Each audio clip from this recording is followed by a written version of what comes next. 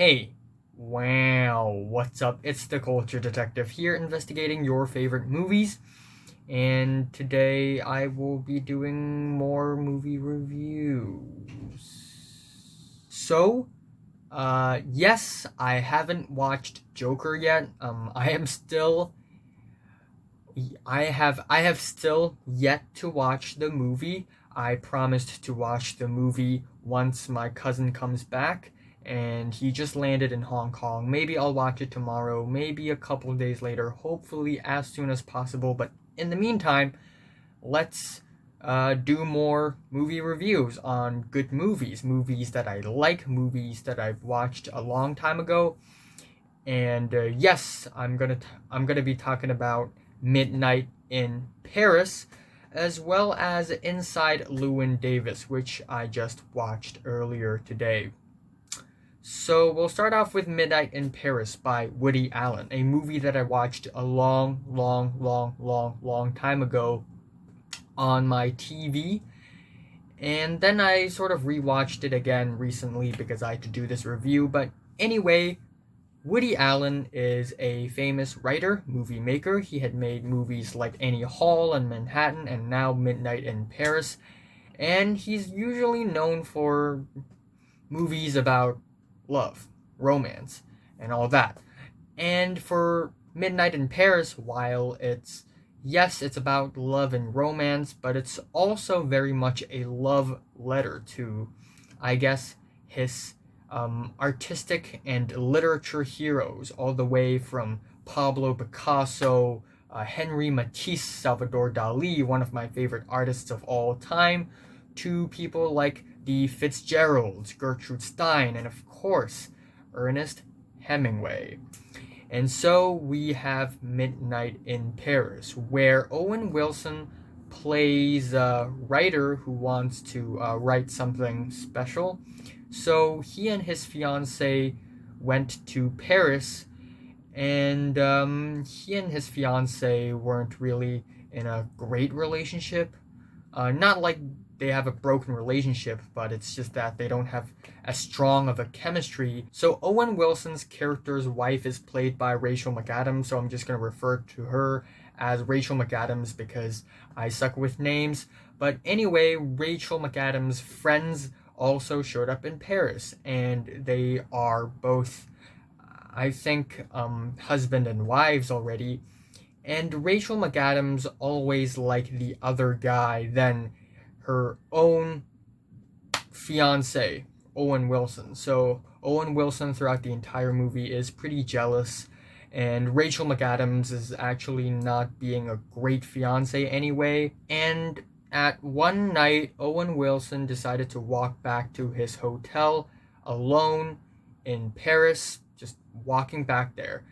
And then it hits midnight, and suddenly he gets transported back to the 1920s, and he meets people like Ernest Hemingway and the Fitzgeralds. And it's almost like a time traveling movie, but this movie doesn't really touch on the whole time traveling topic. And that's basically the premise of the movie. It's very simple. The style and the tone of the movie is always very clear, very clean, very simple. And even though this movie is very dialogue driven and it's not very eventful at all, I am hooked to the screen. I am hooked to the story because maybe if you don't know who people like Dali or Picasso or Fitzgerald or Hemingway are, maybe you won't be as interested in this movie as I am. But yeah, especially for the part where Adrian Brody plays Salvador Dali.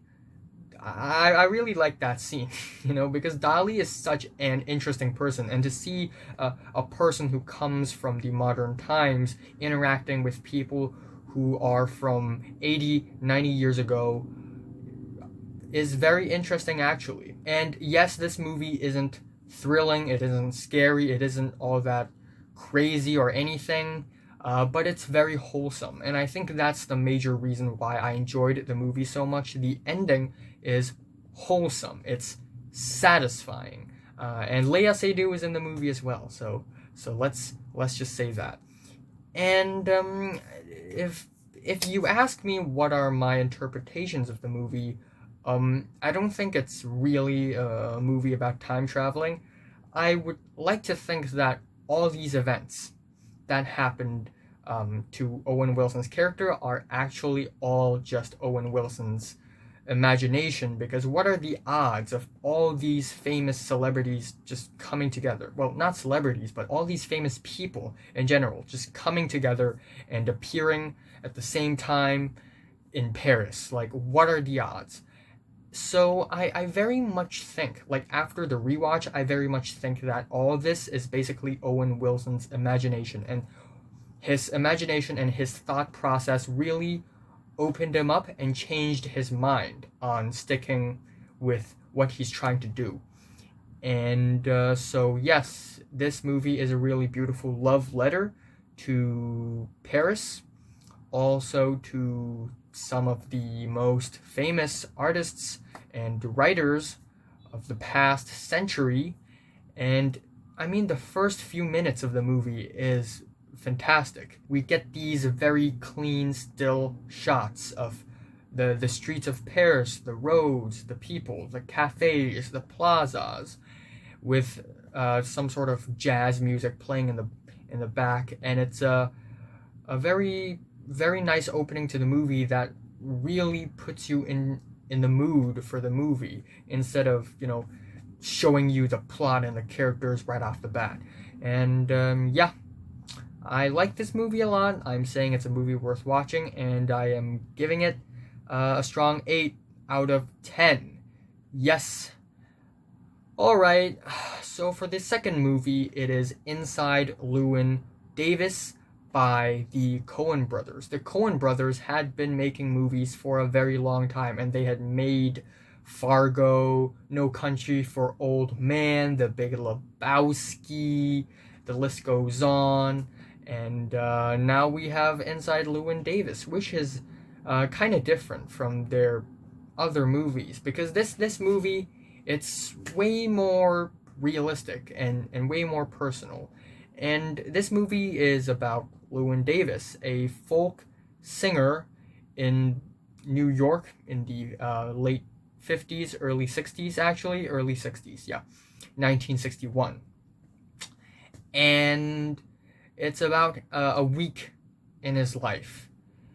And this is a really special movie because it's not one of those movies that follow act structures. It doesn't have like a build-up, problem, a build-up, a climax, an ending. It's very much just an excerpt of the life of this character. And it's one of the more depressing movies I've watched recently. It's very, very depressing. Llewyn Davis, he likes folk music, he sings folk music, and he doesn't like to sell out. He doesn't want to make mainstream poppy garbage. So he's poor. He doesn't have enough money. He hops on couch to couch, and he doesn't have any money. He's broke. He wants people to recognize his music more and appreciate his music more, but he just can't because people don't care about folk music anymore. In the early 60s, music is becoming poppier and more mainstream and dumber, I guess is the right word. And Llewyn Davis just refuses to follow that trend. This movie is almost like the Coen brothers meditating on whether they should come out with mainstream, lowest common denominator, crowd-pleasing movies, or coming out with movies that are more personal, realistic, and not so mainstream. But also, this movie is about artists in general out there who are trying to get his or her art out there, but failing over and over and over again. And I kind of relate to that, actually, because I do have things to do, art that I would like to get out there, but it's been years. Okay, it's been years since I have worked on that piece of art, and and it's going nowhere. And I too am very frustrated, and I too don't want to just sell out to, the mainstream. But anyway, back to the movie. I think Oscar Isaac's performance as Llewyn Davis is fantastic. He's fantastic. I think everyone else in the movie are pretty fantastic, especially for John Goodman, who is in the movie very briefly, but he gives some really funny performances. There isn't much to talk about in the movie. There's a lot of folk music in the movie, and it's like Oh Brother Where Art Thou, another movie made by the Coen brothers as well. It has a lot of folk music, and I mean, to me, I basically like all genres of music, so the music isn't really a problem for me. But other than the folk music, there isn't really a soundtrack to the movie. So again, it just makes the movie more realistic. Also, I don't want to spoil much in the movie, but after the ending, you kind of have to rewatch the first few minutes of the movie again, because you will realize something that this movie has been tricking you for a long time. Not tricking you, but misleading you to believe for a long time. And other than that, this movie is a character study on Llewyn Davis, and we see him interacting with a lot of people, basically pissing them all off one by one, and just him being in just very sad, terrible situations over and over again.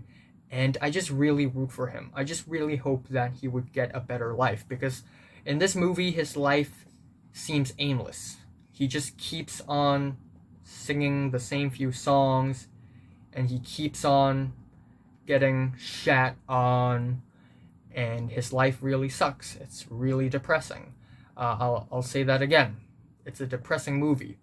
So maybe this movie will grow on me, but this movie, I certainly like this movie. I am saying Inside Llewyn Davis is a movie worth watching as well, and I am also giving it I guess a light to decent 8 out of 10. Maybe it'll grow on me. Maybe it will. Maybe it won't. Hopefully it does. And yeah. Have you seen Midnight in Paris and Inside Llewyn Davis? From 1 to 10, how much did you rate it? Rate them. Like if you like them, and subscribe if you want more, and thanks for watching.